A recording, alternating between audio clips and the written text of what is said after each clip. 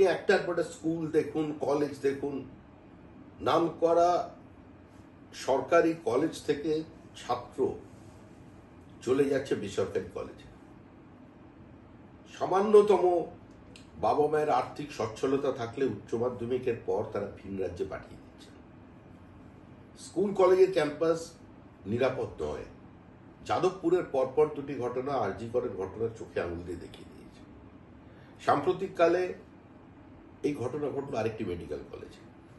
এখন মেডিকেল কলেজে ঘটলে সরকারি হলে সেটা অপরাধ, আর বেসরকারি হলে তার অপরাধের মাত্রা কি? এর জন্য আইন কি আলাদা আছে নাকি?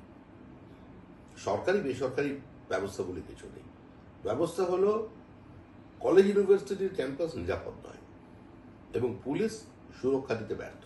এটা ঠিকই পর্যাপ্ত পরিমাণ পুলিশ কোনো রাজ্যেই নেই, কিন্তু এটা ভয় আছে।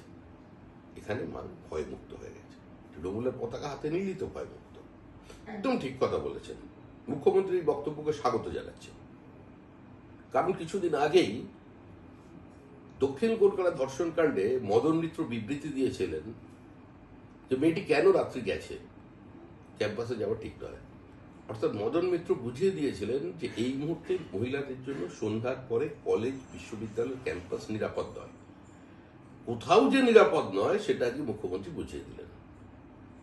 আইনের শাসন অবলুপ্ত, প্রশাসন বলে কিছু নেই। রাজ্যের মুখ্যমন্ত্রী এবং পুলিশ মন্ত্রীর কাছ থেকে যদি এই স্বগতোক্তি আসে, এই বিবৃতি আসে, তাহলে এরপরে কি এই সরকারটা থাকার কোনো নৈতিক কিংবা রাজনৈতিক অধিকার আছে? স্বাভাবিক ব্যাপার। এই সমস্ত ক্লাবের কথা চিন্তা ভাবনা করেই তো তাদের অনুদান দেওয়া হচ্ছে, তাদের উৎসাহ দেওয়া হচ্ছে। ক্লাব যারা অনুদান নিয়েছে তারা জানে আমাদের মাথার উপরে আশীর্বাদের হাত আছে, তারা টাকা তুলবে, চাঁদা চাইবে। যদি কেউ প্রতিবাদ করে, দিতে অস্বীকার করে কিংবা অপারক হয়, তাকে শাস্তি পেতে হবে, এটা স্বাভাবিক আছে। আর তৃণমূল ছাড়া এই কাজ করার ক্ষমতা এই মুহূর্তে পশ্চিমবঙ্গের অন্য কোনো রাজনৈতিক দলের নেতা কর্মী নেই। তো বুদ্ধদেব ভট্টাচার্যের ভাষায় কথা বলছেন। জ্যোতি বসু মুখ্যমন্ত্রী ছিলেন, বুদ্ধদেব ভট্টাচার্য স্বরাষ্ট্রমন্ত্রী ছিলেন। তার কাছে কোনো ঘটনা নিয়ে গেলে তিনি সাংবাদিকদের ড্রয়ার থেকে কাগজ বার করে দেখিয়ে দিতেন যে উত্তরপ্রদেশ, বিহারের পরিসংখ্যান কত। আজকে উত্তরপ্রদেশ, বিহারের মানুষ তাদের ভোট সংস্কৃতি থেকে, তাদের সামাজিক অবস্থা থেকে বেরিয়ে আসতে পেরেছে, সেখানে শান্তি প্রতিষ্ঠা হয়েছে। আর উত্তরপ্রদেশে তো যারা বাঙালি বসবাস করেন তারা তো আপনার টিভি ক্যামেরার সামনে বারবার বলছেন যে এখন আমাদের মেয়েরা রাত্রি 8টা-9টার সময় টিউশন নিয়ে বাড়ি ফেরে একা, কোথাও কোনো সমস্যা নেই।